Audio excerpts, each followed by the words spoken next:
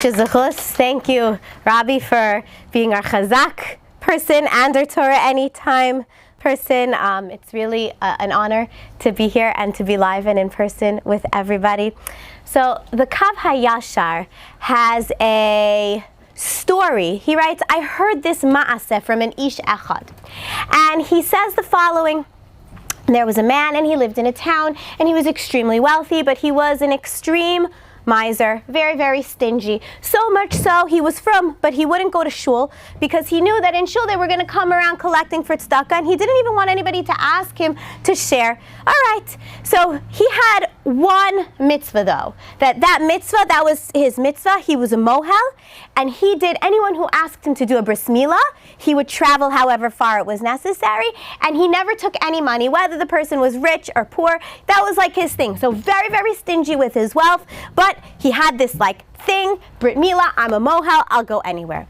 Anyhow, one day he gets a knock at the door, and it's a gentleman who says, my wife had a baby and we need a mohel. Okay, where are you located? Somewhere 40 mil, like 40 miles, very, very far away.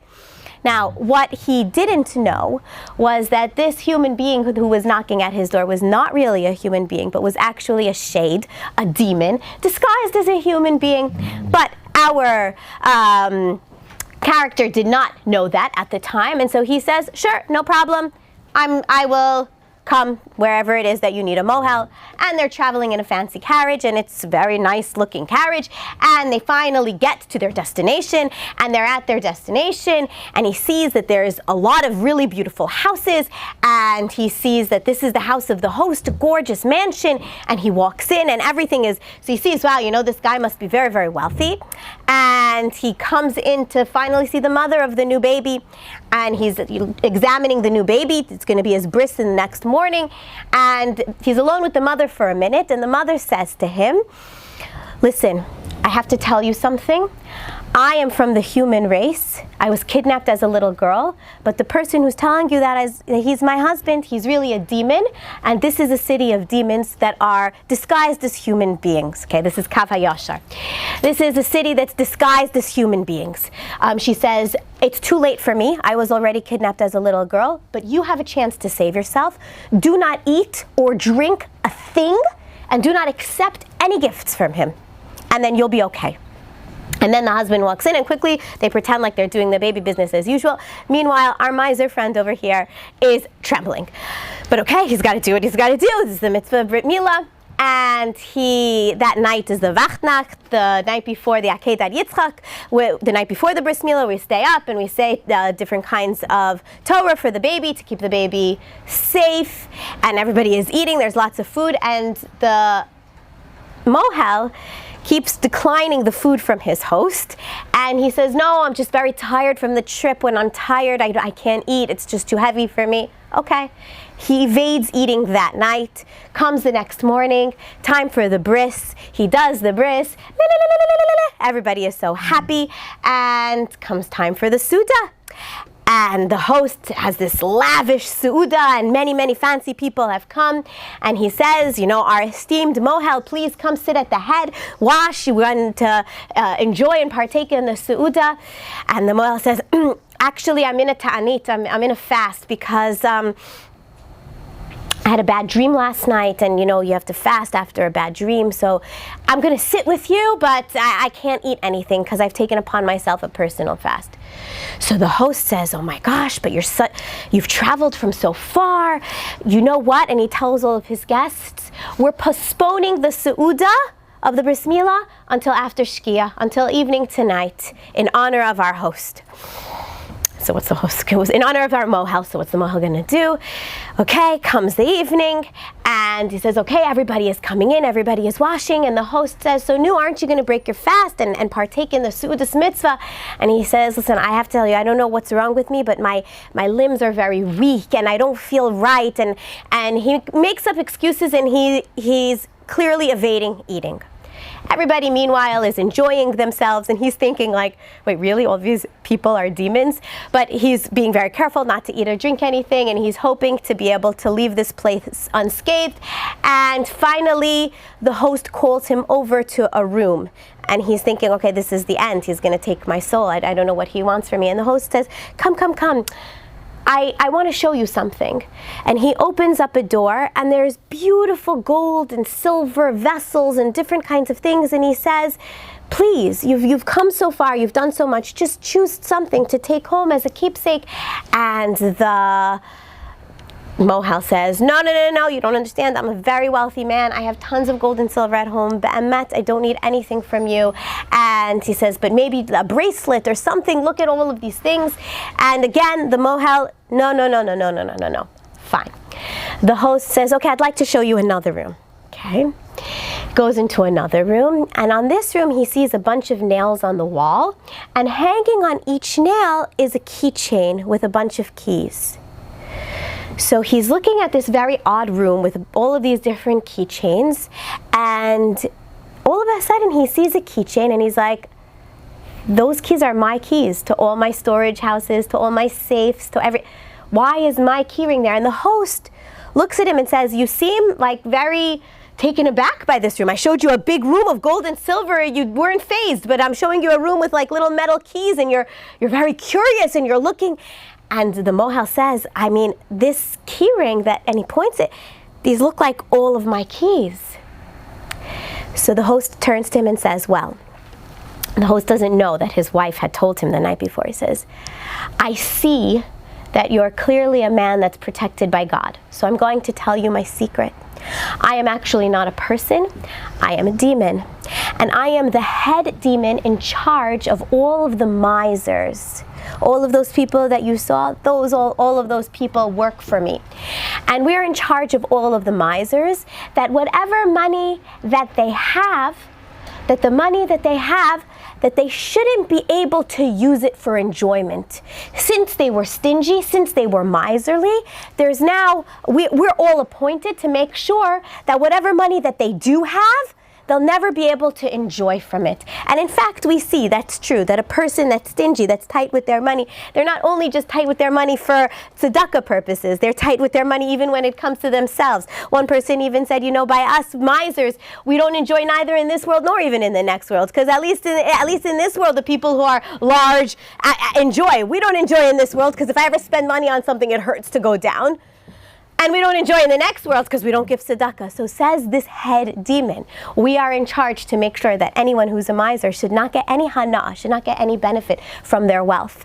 But since you are clearly a man that is connected to God because of his mitzvah of Brit Milah, you are now released from our imprisonment, and he hands him the keys, and he gives him this fancy wagon to go home with, and this man comes back to his town, and a total 180. He's now donating new wings of synagogues, and helping with poor, and helping with the orphans, and helping with everything, and his money now, he's able to spend it freely, and he's able to give it out, and he's able to make a difference with what he has. And here says the Kav Hayashar is the Pshat, Yivarechecha Hashem, God should bless you, should give you bracha, which Rashi over there says is bracha of wealth. Yivarechecha Hashem, you should be blessed with wealth. V'yishmerecha, and you should be protected. Protected from what? Protected from the demons that want to take hold of anybody that has wealth and that is stingy with their wealth, not to allow them to enjoy.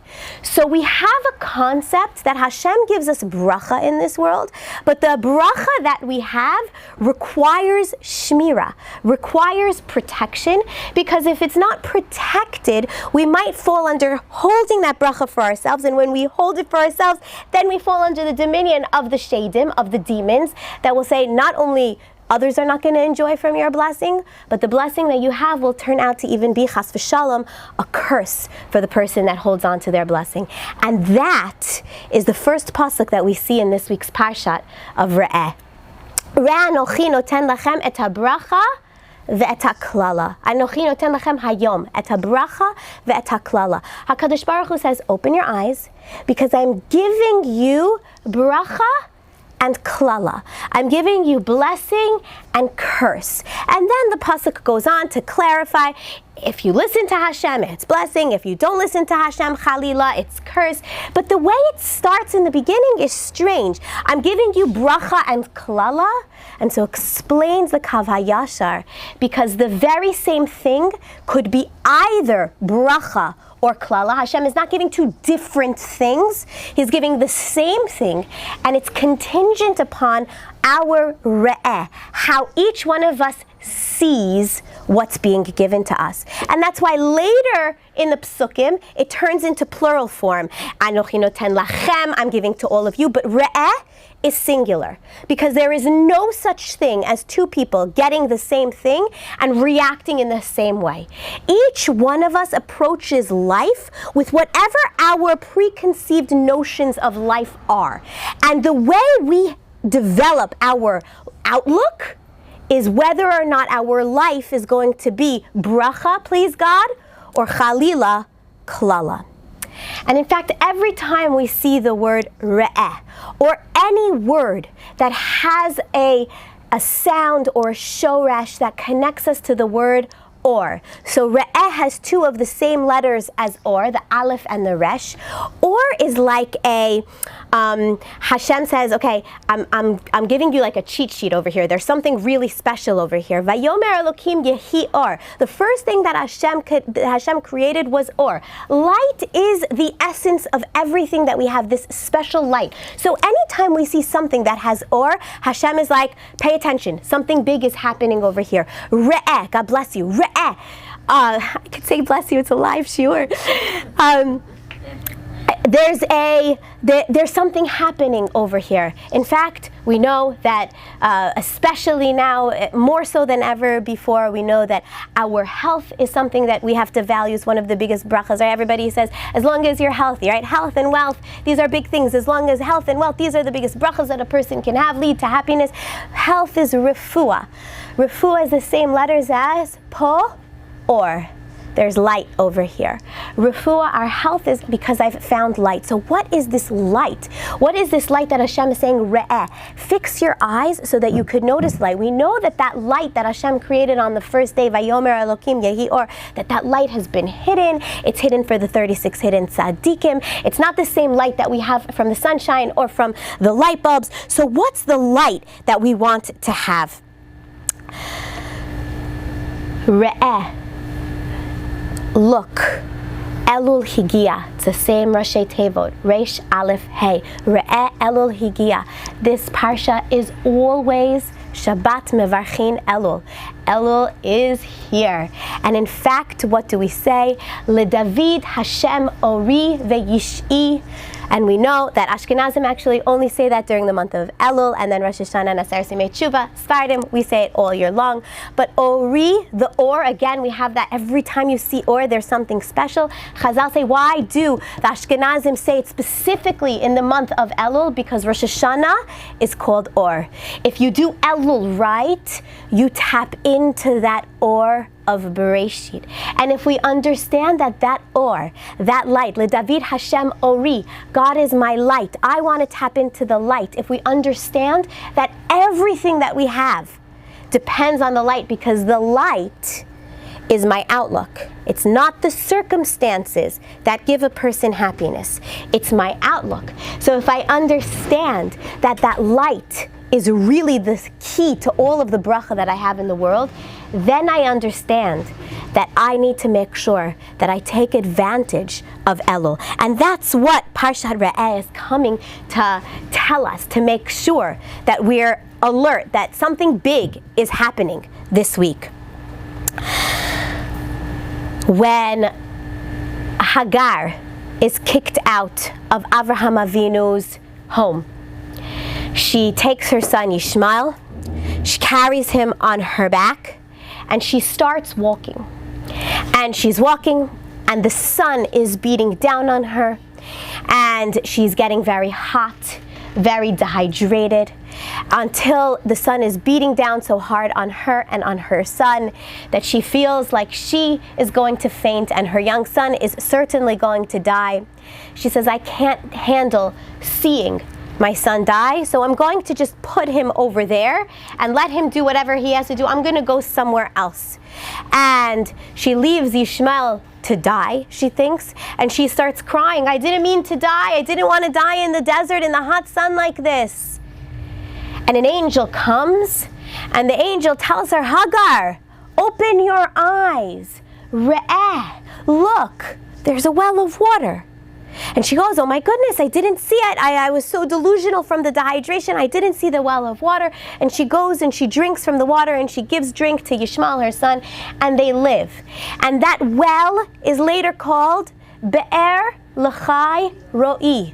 It's a well that is there contingent upon Ro'i, how I see. Every time we have something happen in our lives, we have to understand that HaKadosh Baruch Hu has already placed the refuah there. The bracha is already there. Every time I feel klala, I feel, God forbid, curse. I feel, God forbid, that something is not a green light. I'm hit at a red light and life is difficult.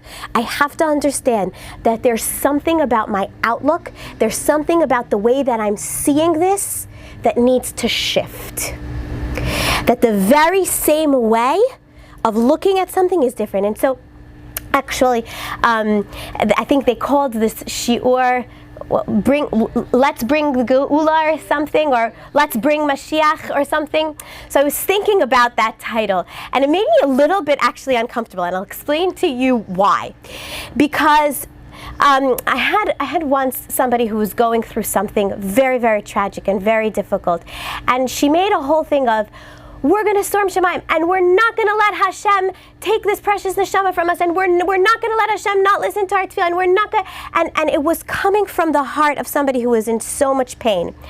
But it was, we're going to make sure that Hashem listens to us. We're going to make sure that we're going to have it.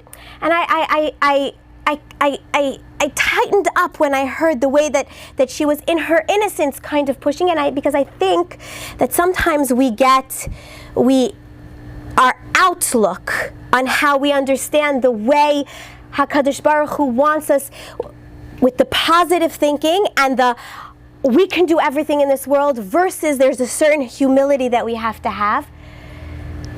When I think that I'm going to be able to change this for good, because you know what?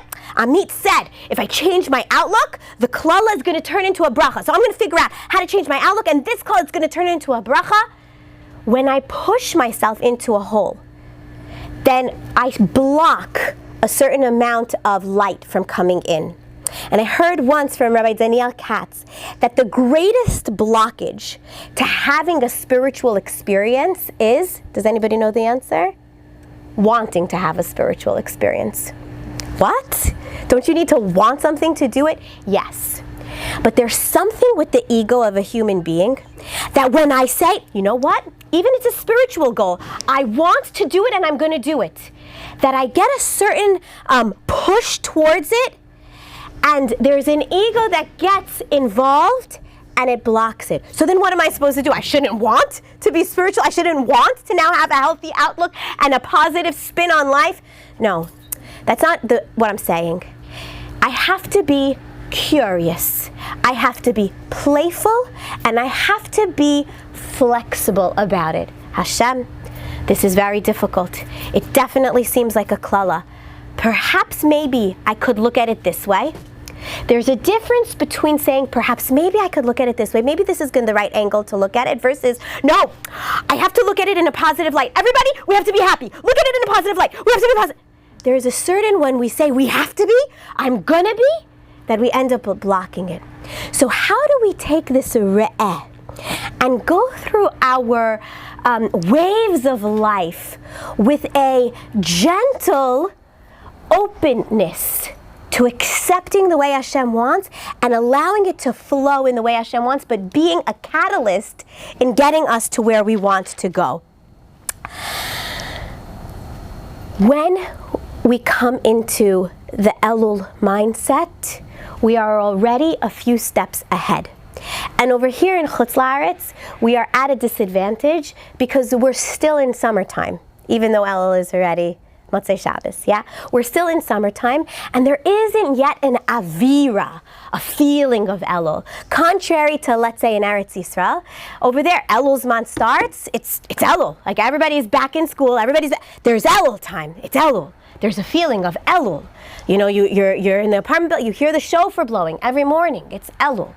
So we have an additional obstacle that we need to overcome, each one of us. Maybe it's to start something new, set a reminder on my phone, Elul Higia. It's Elul. I want to create an Elul consciousness, something that I put up in my home, something that I take out starting this year, that every year when it's Elul, we're going to put this vase out. Something that's going to say, this is an Elul piece in our home that says Elul Higia. Elul is here, and create us in that mindset. Parshat Re'eh takes us. How can we get there? One of the main themes of Parshat Re'eh is tzedakah, in so many different forms. How to give tzedakah, what type to give tzedakah, which situations of tzedakah. It's like tzedakah, tzedakah, tzedakah, tzedakah. So of course we know that one of the greatest ways to reach spirituality is through tzedakah. But why tzedakah of all of the mitzvot? That when Hashem says, Re'eh Elul Higia, Hashem says, I want you to focus on I want to call your attention to the mitzvah of tzedakah. Why? So there's a mashal of a merchant that sold fabric, and he sold it by the yard or by the meter, and he docked at a certain port, and he wanted to sell his rolls of fabric, and he was in a rush to leave the port quickly. He wanted to quickly unload the merchandise because he needed an empty ship to bring back what he needed to bring. And so he's selling his rolls of fabric at closeout prices, and he tells everybody, you know what, the smallest roll of fabric over here is 60 meters, but I'm giving for all of it a certain amount of money. And you know, the people are coming and they're feeling the fabric. He's in a rush. He's giving below the price on this merchandise. He just needs to get rid of it. And they're saying, well, I mean, how do we know? Maybe measure this one for me. He says, I don't have time to roll them all out and measure them. But they're saying, but then how do we know it? So he says, you know what? This is the thinnest roll of fabric that I have over here. I'll unroll this one. I'll measure it out for you, and you'll see. He measures it out. The thinnest one is 60 meters. So if the thinnest one is 60 meters, of course anything that's thicker is more than that. And so therefore he says, see, the smallest one that I have, so everything else is greater. And everybody says, so now we see, we understand. Similar to HaKadosh Baruch Hu. Hashem says, you have to understand, to have the right mindset, you have to realize that mitzvot are not a tircha. They're not a burden of like, okay, Elul is coming, now I have to take upon something on myself, now I have to this, now I have to that, now what should I do? I have to curtail this, You have to understand, Hashem says, that mitzvot are the greatest merchandise you can pick up. It's something you should want. And when Elul comes, you're getting it at a wholesale price. But what do you mean mitzvot are the greatest thing? I was at summer vacation. Now, Slichot starts for Svardim, and now it's Elul, and Zman starts, and the Bachrim are going, and this is happening, and now, I don't know, this would have been, maybe we should have done it last week, but now it's Elul, and now, what do you mean mitzvot are the greatest thing? We have to be moser nefesh for mitzvot. We have to, it kind of curtails us sometimes. So Hashem says, listen, I'll roll out an example. Perhaps the mitzvah that we tend to, or that we are vulnerable to lose the most in, is the mitzvah of tzedakah. Right? We're actually literally taking money out of our pockets and giving it. And as Jews, it's so beautiful because we forget sometimes how much tzedakah, even when it's hard for us to sometimes give, but compared to the world, we forget sometimes how incredible the Jews are at giving tzedakah. You've heard it, right? We start our numbers at $18. The goyim, it's like, will you donate 99 cents? Will you this, right? $18. I know people who on their tax returns will not write really the extent to which tzedakah they're giving, because they're like, that's going to cause a red flag, because who gives that much money when your income is like that? Because as Yidden, tzedakah is a big priority to us. But so we're used to understanding, okay, if you give tzedakah, but if you think about it, When I'm giving money, I don't have money in my pocket. I'm losing. Hashem says, I'm going to show you the mitzvah that looks like your immediate results are loss. I'm going to show you how much that mitzvah, that seems like there's so much loss, how much that mitzvah actually benefits you. And this parsha goes on to tell us that the mitzvah that one would think is the biggest loss, look at how much it benefits you. It's going to bring bracha into your home. If a person is sick, God forbid, you give tzedakah, and that can cancel gezerot kashot. And if a person gives a tenth of tzedakah, they're going to get money back. And if they give a fifth of their money to tzedakah, they're going to become very, very wealthy. And Hashem tells us, you can even test me on this. And he goes on and on to tell us, when you give, you're really going to get back much more. And if it's with the physical things that I'm going to give that I can measure right now, but money just came out, how much more so, HaKadosh Baruch Hu says, when you give in the comforts of your life. Okay, somebody, wants me to drive them somewhere. I'll drive them. Okay, maybe, that outfit that I love, I'll put it away for Chodesh Elul. I'm not losing. I'm benefiting. Maybe, my mother calls at really not a great time and I have to pick up the phone. I'm not losing time. When I'm involved in a mitzvah, I never lose. When a person is involved in keeping the Torah, they never lose. And there are tons of stories about this. My husband just told me a story about a man who, his nephew was very wealthy. He himself was a travel agent, and he had a very hotshot nephew who was always traveling for business. And his nephew did a chesed by using his uncle as the travel agent always to book his flights. And it worked out until the nephew calls up his uncle and says, listen, I need to get to New York by the evening tonight, and you got to get me on a flight no matter what. So uncle quickly goes in and tries to say and there's one flight, I don't know where he was from, there's one flight on Swiss Air, and the flight leaves at 1:55. He calls up his nephew's secretary. His nephew is in a meeting, and he says, well, he's got to call you back, and he says, but I'm going into my daf yomi shir in 10 minutes. I need to know if I should book him this flight or not. She says, well, whenever he's able to call you, he'll call you. Lo and behold, nephew gets out of the meeting. Uncle is already in his daf yomi shir. Phone is off. And nephew calls a million times, you got to get me on this flight, got to get me on this flight. After the daf yomi shir, uncle opens up his phone and sees a bunch of missed calls, ended with a very angry text. My dear uncle, I still love you. Our family relationship is still intact, but as of today, our business relationship has ended. I needed to get somewhere. You needed to help me do that. I don't know where you were. You need to be available for me. Lo and behold, uncle is very upset. What happened? That flight ended up crashing. It was a famous Swiss Air crash, and I don't know. He told me the story. And that flight ended up crashing, and nephew calls uncle and apologizes, and of course the relationship remains, and that daf yomi shir was Kodesh HaKadoshim. We never lose from doing a mitzvah. And even if it seems like we lost because I did this and now because of this, just wait.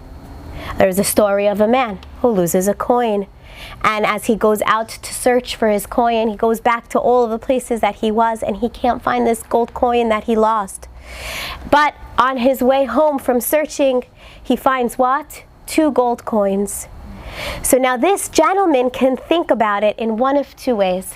Either he can think to himself, if I wouldn't have lost the first coin, I would have had 3 coins now.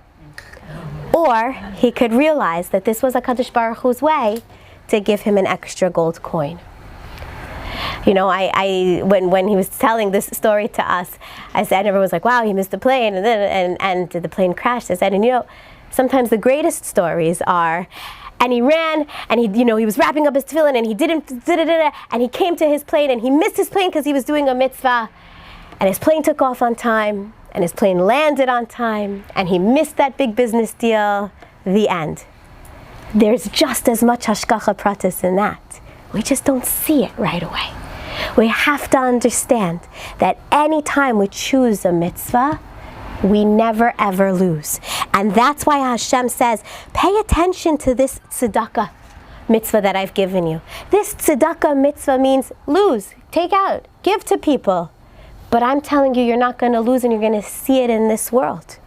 You're going to see that you're never going to lose with tzedakah. How much more so if I don't compromise my tzniut, if I don't compromise my kibud avim, if I don't compromise my learning Torah that I have to do, if I don't compromise my kashrus, if I don't compromise the places that I choose to go to and be at, we won't lose. So Re'eh, Hashem tells us, notice how many opportunities I'm giving you. Because comes Elul, Hashem says, I'm not going to send you now into an anxiety frenzy of, I have to do tshuva, I have to be so great, I have to do this, what should I do next? No, Hashem says, I'm giving you opportunities. If you're smart, if your eyes are open, you'll pick them up. They're for your benefit. A secret to be zoche in din when we get to LeDavid Hashem Ori, the light, on Rosh Hashanah. Make yourself needed to as many people as possible. What do I mean? You see, if I have to stand up in front of din to HaKadosh Baruch Hu, maybe my deeds will be good, maybe they won't. Maybe he'll say, yes, you deserve another year. Maybe Chalila, it wasn't so great this year. But when other people depend on me, then it's not just my deeds alone that are going to get judged on Rosh Hashanah. Because maybe me by myself, not so worth it, Hashem says, to invest in her another year. But you know, so-and-so, he really needs her. And he doesn't deserve to have her lost. And so therefore, for his sake, she's going to get a good year. So in the month of Elul, realize that anybody who asks you for a favor, that they are doing you the biggest favor. Because now all of a sudden, you become necessary for their life also. So when we tie ourselves, whether it means finding somewhere to volunteer, making phone calls to people who we don't usually reach out to, but maybe they'd appreciate it, or even if I'm already spread at my maximum, becoming present in what I'm already doing. Becoming non-replaceable in the relationships that I already have. Making more of an effort to have people, to help people, to be out there for Klal Yisrael. Then HaKadosh Baruch Hu says, your din folder becomes much, much larger. The biggest bracha that a person, that a human being can have is a feeling of fulfillment, is a feeling of, I'm doing what I'm supposed to be doing. Haraya, the proof, is whenever a person is involved in something that they feel passionately about, even if it's physically exerting or emotionally exerting, but they're passionate about it, they believe this is something that I need to be doing, they could go without so much sleep, without so much eating, and not only do they not become depleted, but they're energized by it because they feel, I'm doing something right. I'm doing what I'm supposed to be doing. So says HaKadosh Baruch Hu, you want the greatest bracha? Re'eh. Look around at your life. How do you know what your sense of fulfillment is? What you're supposed to be doing? So says HaKadosh Baruch Hu, I gave each one of you a life with certain tools in your life. Each one of us has different talents, different flaws. Same thing, like a person who is, running away from a cop, and the cop is like about to catch him and send him into jail for millions of years. And the guy's like, I need to find somewhere safe to go. And he runs into a house that construction is being done on. And all of a sudden, he sees that there's lots of people in the house. But some guy comes over to him and says, oh, thank God you're here. Yeah, you get to work now. And he's like, okay, here's, what am I supposed to do? What do you think, God, what am I supposed to do? So what's he going to do? He's not going to say, like, oh, well, what do you need me to do? Because it's going to blow his cover. What's he going to do? He's going to go to the room that the guy told him to go. He's going to look around. If he sees that there's paintbrushes and paint, he was hired to paint the walls. If he sees that he's being sent to a bathroom and there's a plumber, he's got to do plumbing stuff. You look around at your tools and then you figure out what your job is. So each of us has to look around our families, our jobs, our bodies, whatever we have in our lives, our talents, our flaws. This is the job that I have. How can I now do what I need to do? Says the Netivot Shalom, one of the best ways to know what we were put in this world to fix is to try to see where does your Yetzer Hara attack you the most. Wherever you see Yetzer Hara comes up again, somebody who just by nature, they're not really into like all of the gossip, and every year they start working on, well, I'm not going to do Lashon Hara. Meanwhile, they have a temper like from here till tomorrow. Lashon Hara is not your thing. It's a very good thing. Everybody should work on Lashon Hara. But you've got a temper. You have to work on something different. Where your Yetzer Hara attacks you, it's easy to become very good in the things that we're naturally good at. But we're generally here in this world to fix that which our Yetzer Hara is constantly barraging us on. So find where that is. Rav Nachum of Chernobyl was a great Rav, and he used to go around from town to town and check the knives of the shochet in that town, just to make sure that the shochet was a kosher yid, that the meat that the people of that town were eating was going to be kosher meat. And he would obviously arrive unannounced in order to make sure that the shochet had the correct knife. And one time he arrives in a certain town, and he's at mincha, and the shochet notices him. And the shochet thinks to himself, you know what? I have enough time to run home and sharpen my knife and be back before he'll come and ask to check my knife. And he's thinking in his mind, should I run back? Should I not run back? I mean, he came now. What should I do? Should I run back? Should I not run back? And he then thinks to himself, he says, if somebody would come to me right now and ask me to shecht an animal for them, would I use my knife as it is? And he says, I'm going to be honest with myself, I would. And then he says to himself, if my knife is good enough for Hashem, it's good enough for Reb Nachum. And he continues to daven mincha, and he goes, and of course Reb Nachum comes over to him and says, and he sees that Reb Nachum coming to him, and he's getting ready to show him his knife, and Reb Nachum looks in his eyes and says, if your knife is good enough for Hashem, I don't need to inspect it. Comes Rosh Chodesh Elul. And the month of Elul, I mean, it's interesting. We're unique, the Jewish people, that we take a whole month, Hashem says, to prepare for Rosh Hashanah, for these 2 days. And actually, I just learned that Balei Madrega, that people of a very high Madrega, they don't wait till Elul starts. They actually start preparing now, in the last days of Av, to prepare themselves to be prepared for Elul. Okay, Madregas, yes? To be prepared for Elul. What is the preparation of Elul? So is it like, okay, calling up people and making peace? Yes, it's all of those things. But remember that there's also an Asar Yamei Teshuvah, that's where we like kind of up our mitzvah observance. So if that's the Asar Yamei Teshuvah, so what's the Elul? So I think the Elul is more of a time for us to notice how we're doing our mitzvot, to notice our thoughts about how we think about life, how we think about the people in our life, and how we think about Hashem. Am I frum because this is the community that I live in and I would be embarrassed to go out or to do that with the people would see me? Or am I frum because that's what Hashem wants me to be? Do I do what I do because, that's what I do?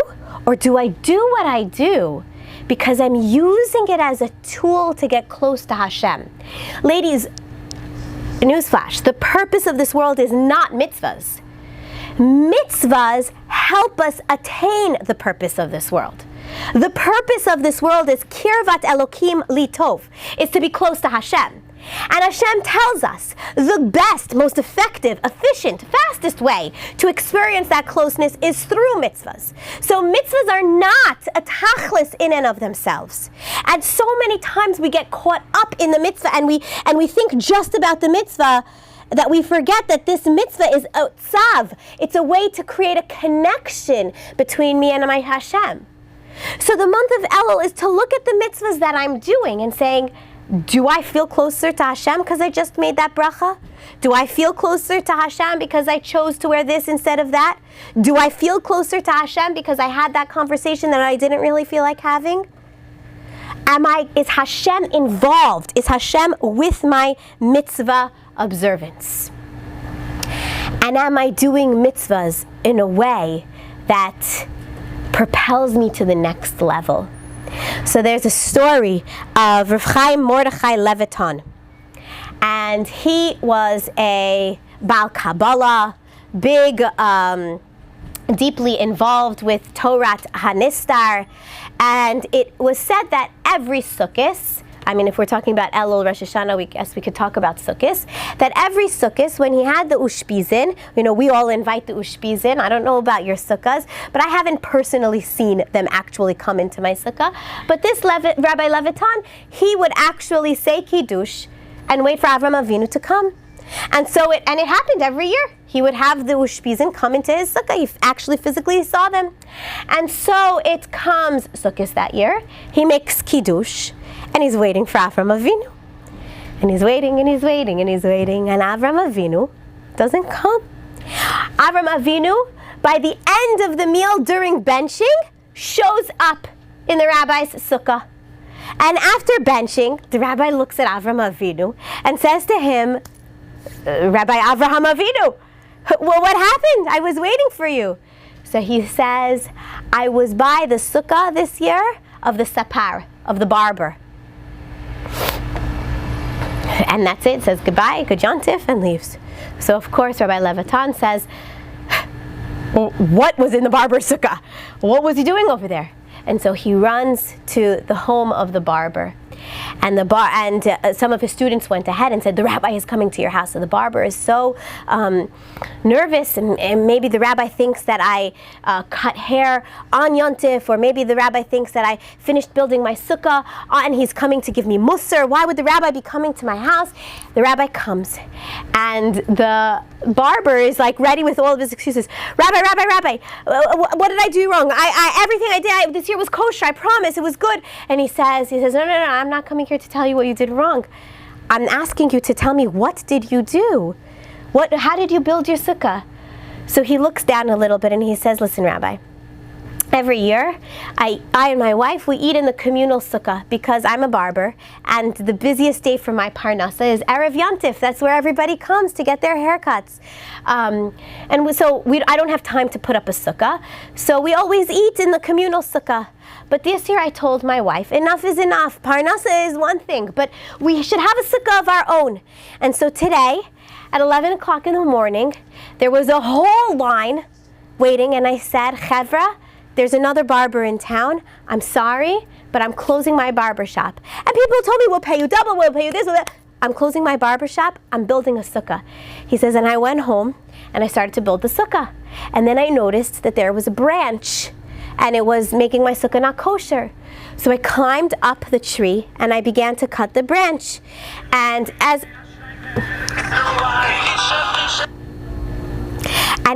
I was cutting the branch, I slipped and I fell and I hurt my hand.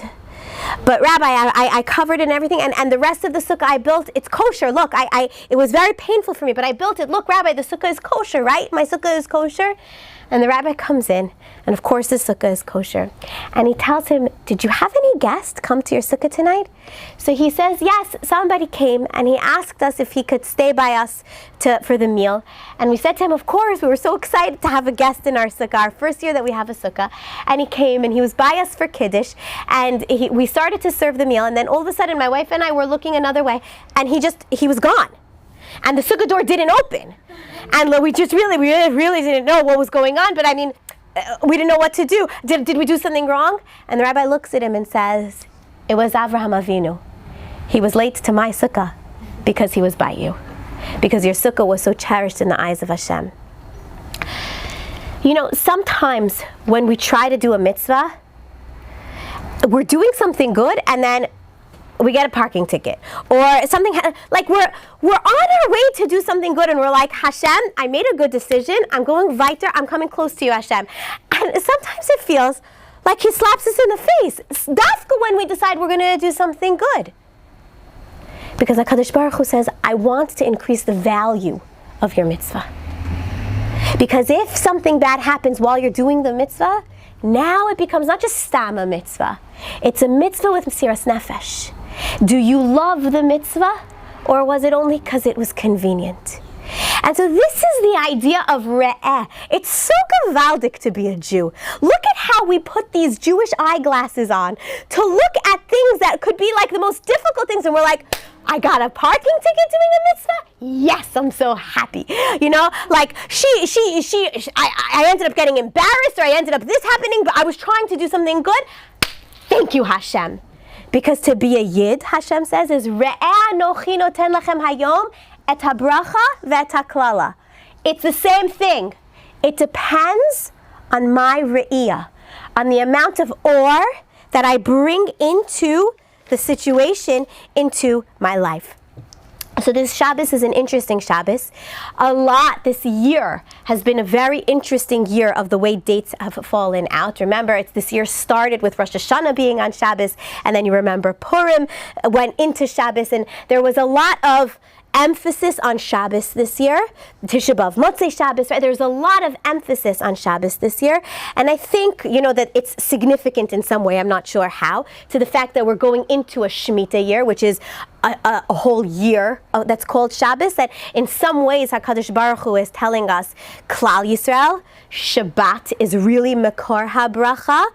Keep Shabbat. If you're already keeping Shabbat, make sure you are really keeping Shabbat, that you're not making a mistake, and you're learning Hilchot Shabbos to know that you're keeping it right. And if you're keeping it right with all of the halachas, make sure that you're really keeping it right with what am I reading, what am I talking about. There's always ways to grow in our Shmirat Shabbat. So this Shabbat is actually Chavtet Elul. It's the last day of Elul. What's significant about Chavtet Elul? So what's significant about Chavtet Elul is that we know Shiva Asar B'Tammuz, on the 17th of Tammuz, that's when Moshe Rabbeinu, did I say Chavtet Elul? Yeah. Chavtet Av, excuse me. Thank you. That's good with a live. I could see somebody.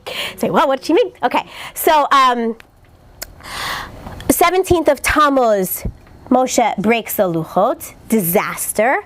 And then on the 18th, he goes back up in order to pray for Klal Yisrael. Hashem wants to destroy us. Chata Egel. He wants to destroy us. On the 18th, he goes back up, and he told us last week's parsha, he's up for how many days? 40 days, 40 nights. 40 days after the 17th leads us to the 29th of Av. And he actually comes down on the 29th of Av. Hashem says, I have forgiven you.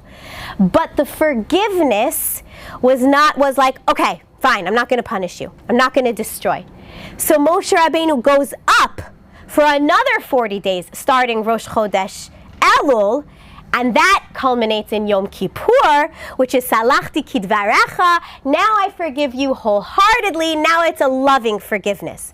But the first 40 days is Erev Rosh Chodesh Elul, which is what's called Yom Kippur Katan. Now, you may have heard that there's a concept that always the day before Rosh Chodesh is called Yom Kippur Katan. It's Yom Kippur Katan, and the actual source for it is Erev Rosh Chodesh Elul. That's the real Yom Kippur Katan, because it is actually a Yom Kippur Katan. Yom Kippur Gadol is 40 days later, when Hashem says, I've forgiven you with my whole heart. So some people celebrate Yom Kippur Katan, all of the Erev Rosh Chodeshes, but the main one is on Shabbos. But it's Shabbos, so we don't say slichot, and we don't fast. Many people fast on Erev Rosh Chodesh. We don't say slichot, we don't fast. It is being pushed off until Thursday for those who observe it, like everything that gets pushed off. But the main thing is, this Shabbos is a Yom Kippur Katan, but it's coming from Ahava. It's coming from love. Yes, it's a Yom Kippur Katan when Hashem says, okay, I've forgiven you, fine. But it's coming from Erev Shabbos, which there's no, okay, fine. There's the love of Shabbat. There's the grandeur of Shabbat. What does Hashem say when Moshe Rabbeinu finally gets forgiveness? He says to Moshe, Pisol lecha luchot even. Carve out for yourself a new set of luchot. They were shattered on the 17th of Tammuz. Rosh Chodesh Elul, Moshe Rabbeinu begins this commandment of Hashem of Pisol lecha, carve for yourself. But the Chachamim say Psal Lecha is also a reminder. What should I start doing, Rosh Chodesh Elul? Psal Lecha, carve yourself. To begin carving off of myself, not just to diet, yeah, but to carve myself. What baggage have I picked up this year? What have I gotten into that maybe when I originally got into it, it was l'shem shamayim and I need to, what chats am I involved in now that maybe it's time to carve away? What kind of, maybe it's time for me to carve away. What kind of triangle relationships have I gotten into? I was trying to make peace between these two, but now, like, this one depends on me, and this one depends on me, and I kind of like, what parts of my life are important now to psal l'cha, to begin to carve away?